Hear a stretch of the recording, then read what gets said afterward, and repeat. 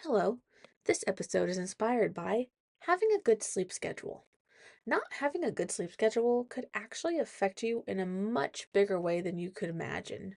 It could affect your hormone balance, your digestive tract, your mood, your energy levels, obviously, and I'm pretty sure a few more things, but honestly, I did not do the research into it. But really, if you guys don't have a good set sleep schedule, you need to try to get on one. It will cause you to have better days. You'll notice a difference in just a few weeks.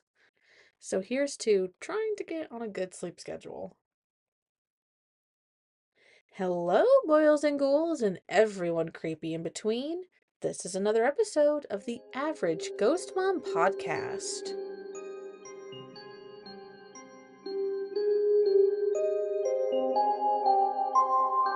All right, all right, all right. Okay, this episode that I just got done doing some research on, it's a lot. It's a lot. I it's a big thing. It's a big thing. I I don't even really think I've probably scratched the surface. My disclaimer at the top of this episode is that I did very brief, minimal research on this stuff. Um, and I would have to say, if this is something that intrigues you, definitely do more research. Oh my gosh. Like, dream interpretation and dream studies are so cool. And, like, if you are someone who believes in, like, kind of like parallel universes or, like other realms, other timelines, other worlds, but things happening all at the same time and oh my gosh, it just this this is a whole can of worms in itself, just dreams. But then if you start getting into like the bigger picture, dude, I and like my boyfriend and I My boyfriend, this is something that he really likes, and so he's done a lot of research on this in his years. So I will say that I did my own research, but I also did consult him on a lot of things as well.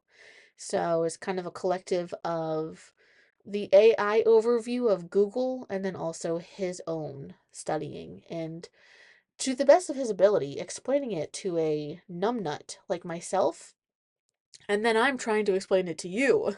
So he had to really break down some concepts multiple times just in different ways for me to get to understand what it is. It's a lot. It's a lot. But I'm so excited because I love things like this. Like, oh gosh, it's dream studies are so cool. And I'll say it now and I'll say it later. If anybody has any crazy dreams that have happened or crazy deja vu experiences, I know my one and only write-in, my listener story, they had some crazy deja vu experiences. And so I wonder if you're listening, anonymous one, um, I'm definitely intrigued on if you have like any other kinds of dreams that fit in with what we're going to talk about on this episode, but also about like what parts of these like speak to you in those deja vu moments? Like what parts like is anything that I'm gonna share today gonna like open up and be like, oh, that makes sense, or like, oh, that's why that happened or something, like I want your feedback, anonymous one, and anybody else who's listening. I want to know if there's any research that you guys have done on this, if you guys have any personal stories, personal dreams, personal thoughts or comments on this. What's your take? I want to know what you think. So I'm psyched. Let's get into it. Oh, hold on. I'm drinking ginger beer, the one that Aldi sells in the brown bottle with the green label. It's non-alcoholic. It's not like real beer. It's just like sparkling ginger soda. Soda means that it's carbonated, Kristana. It's okay. Anyway, some people say it's like spicy, which I can understand. But I think it's nicely sweet. I enjoy ginger ale, so I definitely enjoy ginger beer. And I love Moscow Mules, which has I think ginger beer in it. So I need to wet the whistle real quick. I'm so sorry. But we about to go into this. Okay, so the three kind of main dream interpretive dreams that we have are like the three things I'm going to talk about in this episode more so. I don't even know like the three main ones, if there's even any main ones, or if this is just three out of the stockpile. I don't know. But what I'm going to be talking about in today's episode, lucid dreaming, reoccurring dreams, and then meanings of things in dreams. I thought that was going to rhyme, but it didn't. Things, dreams, no.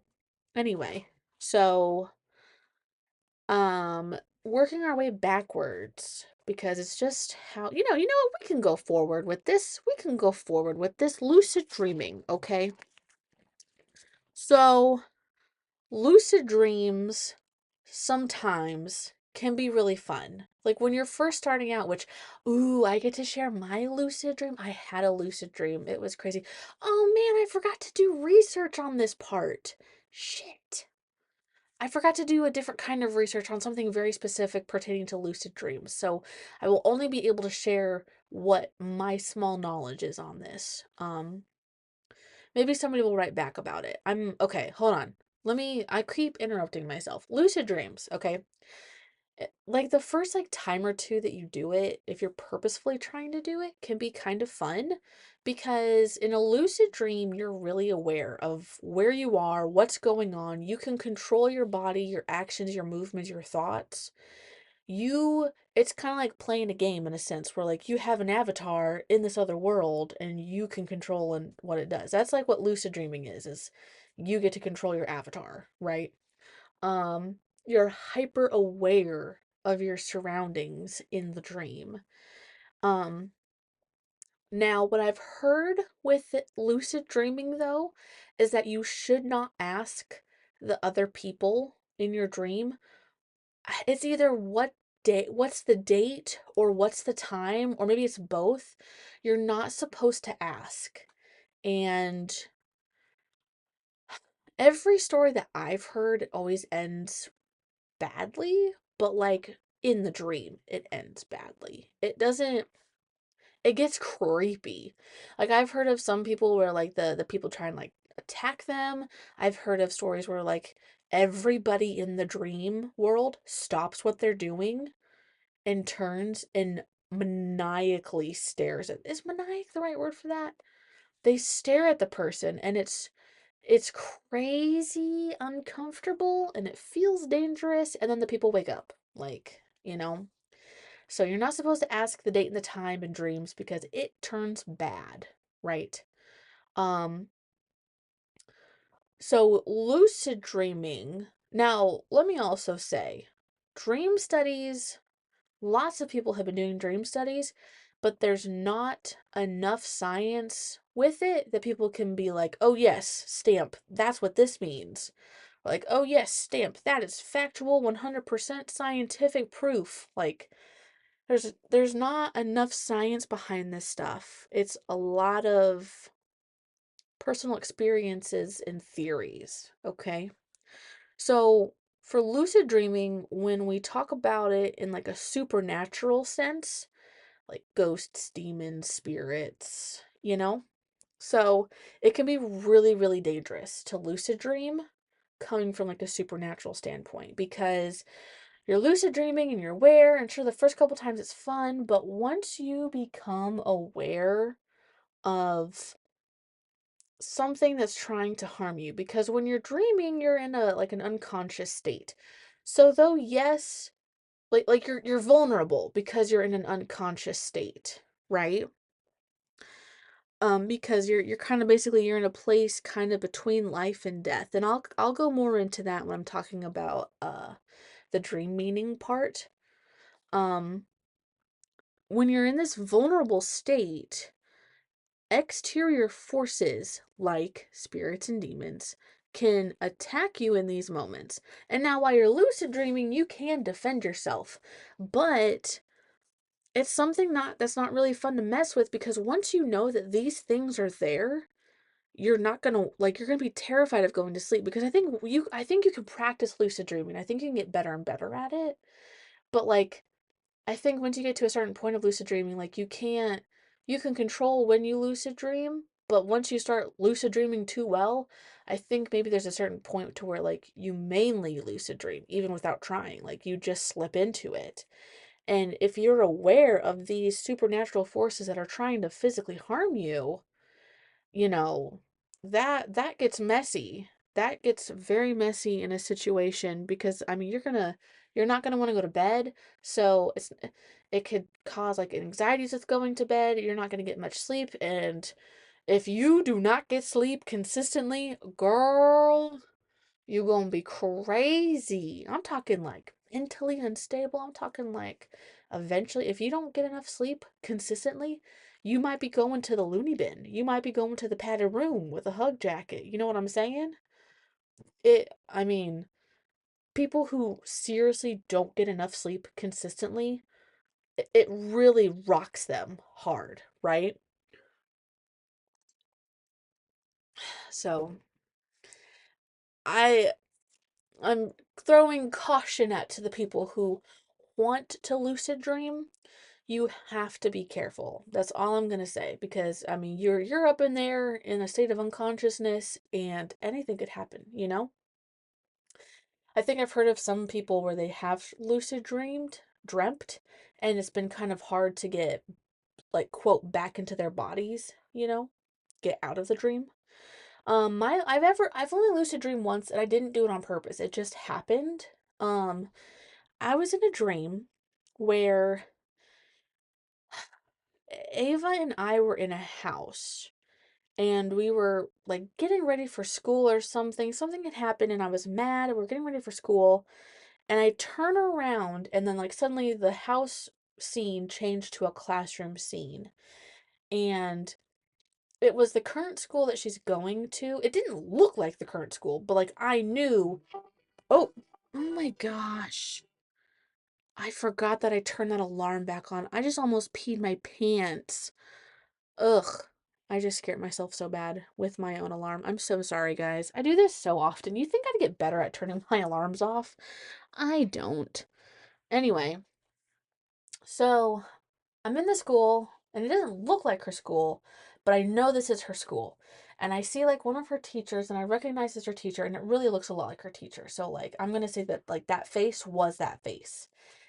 And excuse me, the teacher's like, okay, like kids are gonna go this way. All the adults are gonna go outside and like do whatever activities outside for the adults or whatever. I'm like, okay, cool, cool, cool. So going down the ramp, Ava, you're gonna go that way, and I'm gonna go out here and go outside. So I go outside, and there's a lot of adults. It's a very big open space, kind of like I don't know. It's a big open space. There's some concrete area, there's sidewalks, there's little greenery spots, kind of like little parks in a way. There's like benches and picnic tables. It's kind of like a park, but like a nice fancy park, if that makes any sense. And I remember going up to these two people. Like, I recognized them in my dream. Like, oh, I know you're somebody's parents, and like, I know the person. Like, I, outside of my dream, could not tell you whose parents these were. But in the dream, I'm like, I know whose parents you are. Like, I know you guys, and you know that you know me. I go up to them. I'm like, hey guys, how you doing? They go, hey, what's up? Blah, blah, blah. And I realize that I have been able to make all of these decisions in my dreams. Like I made the decision to let Ava go. I made the decision to walk out here. I made the decision to look around in my dream and like really take in the scenery. And so I made the decision then to say, what's today's date? And suddenly the husband, who was kind of like looking off in the distance or at his wife or something, his his face goes stoic, emotionless, absolutely nothing happening. The eyes kind of gloss over, almost kind of turn like a white, like turn like an opaque. He kind of, if you can imagine, what's that? Frick, what's that movie? What's that movie with the button eyes? The girl, Coraline. If you can imagine like the dad in the other dad with the button eyes, his somber look and his blank stare because he has buttons for eyes, staring into your soul across a picnic table, that's what it looked like. And I got this overwhelming feeling of unsafety, of, oh shit, I shouldn't have done that. He's going to leap across the table and attack me. Like, that's what I felt. And that's like what my intuition in the dream was telling me was like, he's going to leap over this table. You need to move out of the way. And suddenly, kind of almost like a spider, he starts like crawling over the table. Like his head is still looking up at me, but his body is like parallel to the table, and his arms and his legs are like spider-like with how they're bending and stuff. It was nasty. And he like just he starts crawling and like leaps over the table at me, and I start running away, and then that's it. Like I wake up. But like the fact that like I've been told so many times, do not ask what the time and date is in a dream. And I was like, no, I know this is a dream. Like, I know this is a dream. I know they can't physically hurt me. I know physically I'm not in this park. Physically, I'm not in front of these people. So I'm going to ask the dream, and whatever happens, happens. Because I know it's not real. I know physically I will not be hurt. And I asked. And oh my God, that was panic and fear. But it was so crazy because I knew it was false. It was a false sense of fear. It was a false sense of panic. It's like I knew I need to run, but my life is not really in danger. But I'm freaking out right now because of what I just saw. But I know it's not gonna hurt me. So I think that's kind of like why my body woke up because it was had such conflicting feelings that it was like, wait, hold on. What's going on? And it woke up to like try and assess what it was. I was shook for like 2 minutes in my bed. I was like, whoa, I can't believe I just did that. That was crazy. So, I mean, do what you're gonna. I can't physically stop you. I can only caution you to not try to do it often, you know? Because why would you want to put yourself in a state of being afraid to sleep? Why would you want to mess with those demons if they're there? You know what I'm saying? Like that's all I'm saying on that. So that's lucid dreaming in a very, very, I mean, scratching with one pinky finger, scratching one time on the surface. That's lucid dreaming. Lucid dreaming is like actually really interesting to me. And so I may do like a more in-depth episode in the future on lucid dreaming. I don't know. If lucid dreaming is something that interests you guys or now seems interesting and you want me to do like a deeper dive episode, let me know. Oh, interrupting myself. I made a Facebook page. I mean, I made it quite a few years ago. It was a business page I thought I was going to do, and then I never did anything with it. So I transformed it to Average Ghost Mom Podcast. It's a Facebook page. You can go follow it. I'm trying to post and like advertise my podcast and my TikTok, and post TikToks actually as reels on it. So we'll see how that goes, but go join the Facebook page. I it's cool. I'm excited. I'm excited to see how it goes. So, okay, next up, we have reoccurring dreams, which reoccurring dreams is kind of like a second step to the to what I have to say about things in dreams with meaning. Um because there's like a short little breakdown to that. So, I'm going to say what I'm going to say, and that's going to kind of tie back into the next part that I'm going to say. So, I mean, it's a common meaning is like if you have like repressed emotions, or if you have trauma, or if you have any insecurities, something that's like an internal problem that you need to resolve or you need to deal with, right? It's something that's highly up for interpretation because there's a lot of ways to interpret dreams and their meanings and the different pieces and all of that, especially with depending on how many problems you have. But it's a it's a mostly internal problem, or like if an external force is making an internal problem for you, like stress from a job, or like I don't know, you got like a test coming up or something, or like if you've got like oh, a wedding in a couple years coming up or whatever. You could have recurring dreams about like this stress or this problem. Um Another kind of interesting detail with recurring dreams is there is no like timeline for them, right? So let's say like you have like the same dream in like a month's time, like three, four, five times, then they just stop. Like there's a good chance that like whatever the stress was that was causing that dream is probably dealt with in the time. But sometimes we have recurring dreams that like take over the a span of years. I used to have some recurring dreams, and I don't dream very often. So when I do, like I really pay attention the best that I can, and I try to remember, and I write it down, and I take into account like what the dream was, right? But every now and then I'll have a couple recurring dreams, but it's not frequent. It's over a long period of time, right? And so that could A mean it's a same stress that keeps popping up throughout my life at different times, or B, it is one main thing and the time to deal with it just hasn't happened yet. Because let's say like I have a recurring dream that's over the span of a couple years, you know? Well, this kind of plays into deja vu. I've had this dream. I'm seeing these places, these faces, and I don't know where I am or what it means, right? But then a couple months, a year or two down the line, I'm in the situation that I've been dreaming about, like or I'm in the situation that takes place in the place where the dream happens. And so that's like a crazy deja vu manifestation, and I'll kind of go a little bit more into linking deja vu with dreams in the next section. But reoccurring dreams, you got something going on, you need to take care of it, whether now's the time or not, you know. But if it's something that you dwell on mentally at all, it does hold a possibility to show up as a reoccurring dream.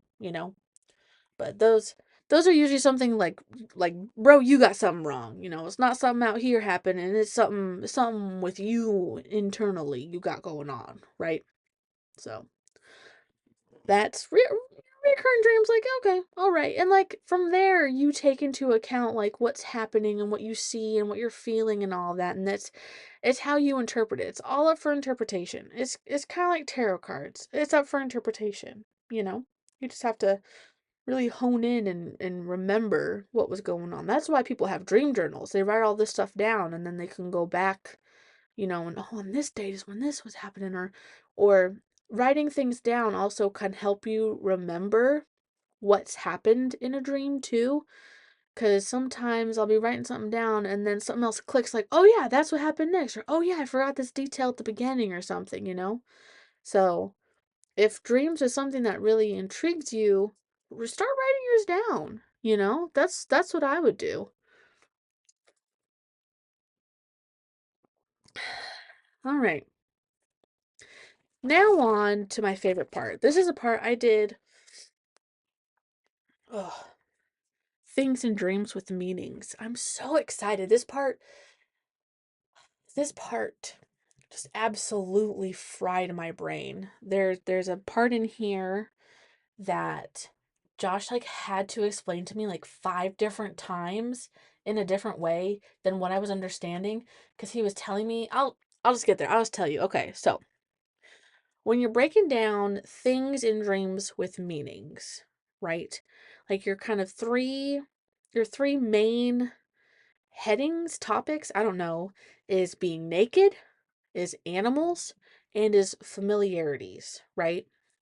So, naked, like if you're naked in your dream, Or potentially, I don't know if this also means like if other people are naked in your dream or if it's just you. I did a little bit of research, not a lot of research, blah, blah, blah. Um, but like if you're naked in your dream, it could symbolize feelings of like vulnerability or insecurity or fear of exposure of some kind in certain situations. Or it could be that you're striving for authenticity or for honesty and freedom, you know? That is up to the interpreter because you have to pay attention to like what emotions are you feeling in your dream at that time. When all of this is going down, when you're standing on stage in front of the whole class naked, are you proud and and not scared? Are you like, yeah, you know what? Look at this. What's up? Or are you cowering? Are you like, oh my god, like no, don't look at me. Ah, you know? You need to consider like your present personal situations or events in life, like things like actually happening in life compared to when you had this dream or what was happening in the dream, like people in the dream, the situation in the dream compared to situations in like your real life. Is there any correlation between these things? Like what's happening? Like are you gonna have a job interview in the next couple days? You know? And also looking for patterns in your dreams too. Patterns play a very big role in dreams. Patterns, I mean, patterns play a role in life in general. You hear about like angel numbers and stuff, and you hear about seeing animals, reoccurring things, patterns in life, and how it means stuff. So definitely in dreams as well. Moving on to animals. Girl, I could write a dictionary on animals. No, hold on. They already did that, I think. I don't know. I don't know what I actually meant to say, but there's basically a meaning, a dream interpretation meaning for just about every single animal out there, right? Your main ones: dog, lion, wolf, owl, bear, elephant, cat, snake is a very big one. Tigers and deers. I'm not gonna go into their meanings. If that's something that intrigues you, go look that up on your own. There's so much with meanings in animals, and all sorts of animals, because animals in dreams is kind of like tarot cards, in the sense of you have to pay attention to how you're interacting with this animal. Like if you're going up to it and you're petting it and it's nice, that means one thing, but if the thing is chasing you and you're running away from it, it means another thing. Kind of like in tarot, if you pull a card and it's facing the right way, it means one thing, but if you pull it, quote, in reverse or upside down, it means another thing. So it's you got to pay attention to what you're doing, how it's going. What's the interaction between you and this animal? You know? That's a big one. Um Let me see. Okay. So now the brain busting part, okay? Familiarity. Josh Josh did his best to not go deep into this because I'm running on minimal I'm running on minimal brain space right now, right? Like my brain cannot hold very much more information. So he had a sticky pad, a sticky notes worth of space to deal with to get a surface level of information on, right? So familiarities kind of tie in with deja vu, right?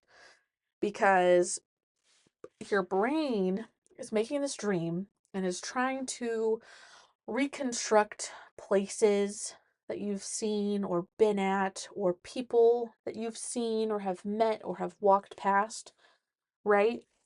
Um, this kind of ties into the past life theory, in that if you've been to a place or you've seen a person very clearly, but it doesn't look right, either A, it doesn't look right, or B, it's not a place you remember or a face you recognize, it's probably because you've seen it in a past life, right? If past lives is something you believe in, I did a TikTok on this. Um, if past lives is something that you believe in or can at least understand the concept of, and you're like, yeah, no, I mean, I get people believing that stuff, whatever.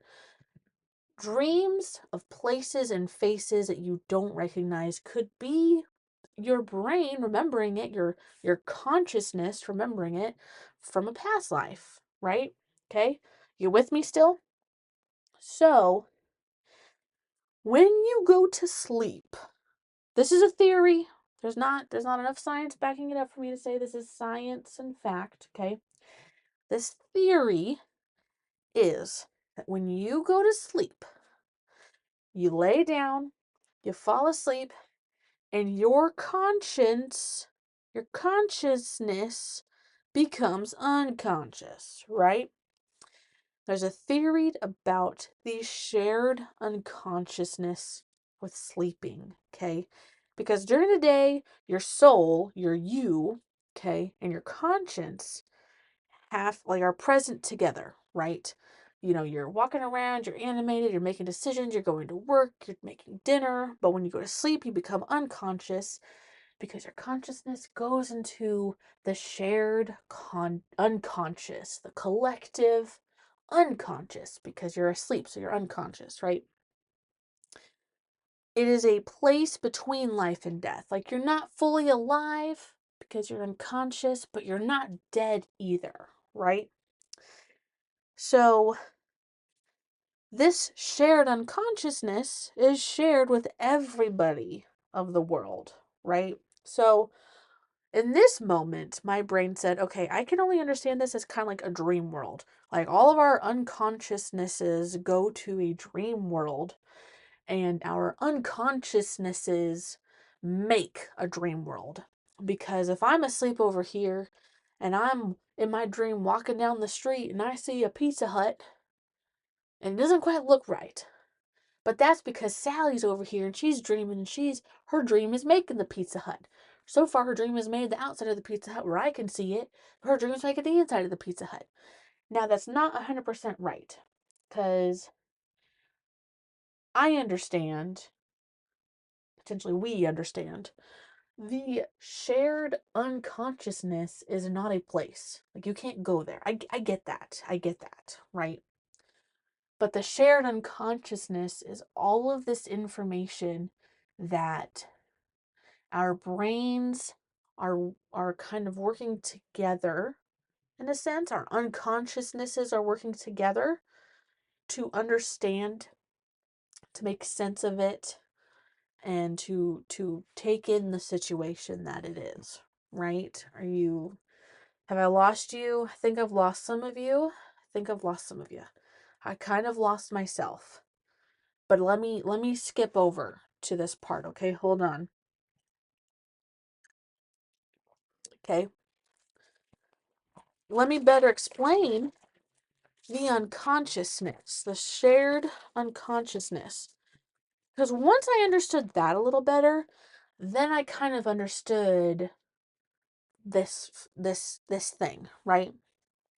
So, we're going to kind of talk simple, easy computer stuff. Simple, easy, okay? I think most of us have been online and on the internet enough now that we can kind of understand what I'm about to say. Okay? So think of the collective unconsciousness as like a mega server, okay? It is this huge, ginormous room with all these boxes that contain information and all these wires going everywhere and these buttons and lights and beep boop bop, right? Okay? A mega server, okay? This server, the uncollective consciousness, has all of the information that ever was, ever is, and ever will be. It knows everything from then to here to what's coming next. Okay? And when we're asleep, our brains have like a program that is able to download and encode and decode, like learn and understand what this information is, what this all-knowing knowledge and everything is, okay?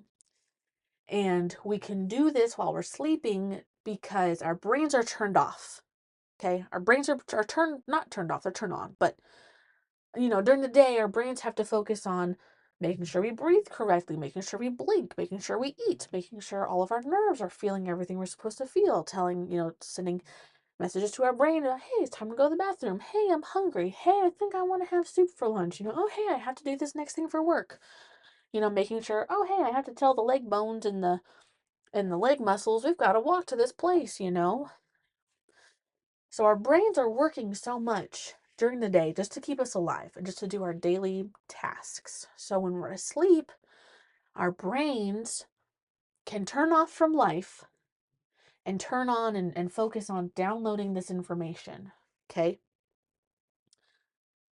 However, the reason why we can't remember all of this information that we've downloaded, because I'll tell you a story after this, okay? The reason we can't remember all this information that we've been sleeping all night and downloading is because when we wake up, here's an analogy. When you've searched something on Google, okay, and maybe you don't have the best internet, and it starts downloading all this stuff and all this, the page starts popping up, but then like there's lag. Like it only pops up with half of the web page and the rest of the web page is still loading and it's going to oh, that when we wake up is when the download starts lagging, right? So in these moments of deja vu, this is another theory, when we've been in a certain situation or a certain place for a little bit, and then boom, it clicks. Oh, I've been here before. I remember this, this, and this. That is the information uploading. That is the all-knowing uploading of like, hey, yeah, you have been here before. And this is what this, and this has happened. This is the information. Okay? The deja vu is like the small uploads of this mega server collective unconsciousness loading into you. Okay? So, if we can understand this mega server of all the data in the world and it's being given to us, like we have what it takes to know everything from the uncollective consciousness, right? We have the program. We don't have the brain space. Like our brains can only hold so much information. My brain is only this big. If it was bigger, I could hold more information. That's why babies don't know jack crap because their brain is so small, right? Kind of, something like that. Okay? So that is the easiest, simplest way I can explain and understand the collective unconsciousness. So, and that's why we see familiar things, is because we've been shown this already before. We've downloaded the knowledge of a situation that we have lived. And this kind of also floats back into the past lives. Because if you believe in past lives, and theoretically future lives, because the life we're living now could be a quote past life, or is a quote past life, Somewhere in the timeline of your lives, you have already lived this before. But then, if you also think of all of your other quote past lives just being quote other lives, and all your other lives are happening simultaneously all at the same time, then theoretically also this deja vu moment of, oh, I've been here before. It's because you're living it in another life and you're just remembering it because you've been told that stuff. Dude, isn't this crazy? Isn't this crazy? You can't see me. I'm standing in my closet. I'm talking with my arms very big in a very small space, thinking about multiple timelines, multiple realities, this uncollective consciousness. I'm going to have a panic attack. I'm going to freak out. It's a lot. It's so much. I can't. I can't. I cannot even. It's so crazy. For realsies. I'm not even kidding you, right? It's insane. So, that's all that I got. That's all that I have. It's dream interpretation is just a wild subject. And if any of this interests you, please let me know. If you want me to go deep diver into certain things, please let me know. If there's anything that you learn and you want to be like, hey, dude, you're wrong. Or if you want to say, hey, dude, here's a little bit of more information that you might find really intriguing. Dude, tell me. Tell me. Okay? I want to know. I love stuff like this. This is just so mind-boggling. It's bigger than what I can even understand right now, right? I'm out of breath. I'm out of thoughts. I'm out of breath from trying to wrangle in these almost impossible ideas to understand, to wrap my little brain around, you know? Ugh. Okay. I need to go. I need to go edit this. I need to go upload it. My brain hurts from thinking about everything. My brain hurts about thinking everything. So, but I love you guys. And I'll talk to you later, I guess. Bye.